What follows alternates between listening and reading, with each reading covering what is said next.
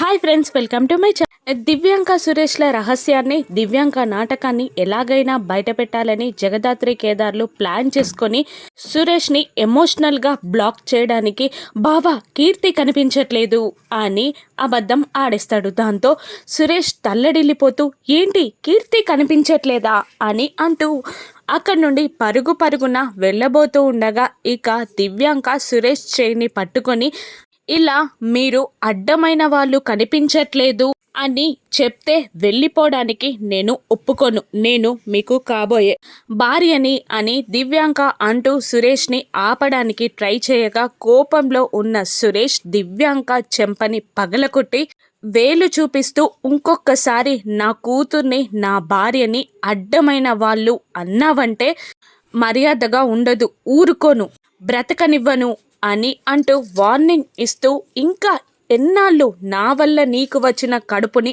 అడ్డం పెట్టుకొని ఎంతమంది నీ కష్టాలు పెడతావు, ఎంతమంది కన్నీళ్లు పెట్టడానికి కారణమవుతావు అని సురేష్ దివ్యాంకపై అరుస్తూ ఉండగా సురేష్ మాటలకి జగదాత్రి కేదార్లు షాక్ అవుతూ ఉంటారు. అప్పుడే అక్కడికి వచ్చిన కౌశికి కూడా షాక్ అవుతూ ఉంటుంది. అప్పుడే దివ్యాంక వాళ్ళ అమ్మని చూసి దివ్యాంక కూడా షాక్ అయి అమ్మ నువ్వేంటిక్కడ అని అడుగుతుండగా నేనే పిలిచా, వీళ్ళిద్దరిని నేనే ఇక్కడికి పిలిచా అని అంటూ నువ్వు ఇంకా ఎన్ని నాటకాలు ఆడావు, అందరి ముందు బయట పెట్టడానికే వీళ్ళిద్దరిని నేనే పిలిచా అని అంటూ దివ్యాంక వాళ్ళ అమ్మ ముందు దివ్యాంక నాటకాన్ని జగదాత్రి బయట పెట్టేస్తుంది. ఇప్పుడు సురేష్ కౌశికి కలిసి దివ్యాంకని ఏం చేస్తారు? దివ్యాంక ఆడింది నాటకం అని సురేష్ తెలుసుకుంటాడా? రాను ఎపిసోడ్స్లో చూద్దాం. Thank you for watching.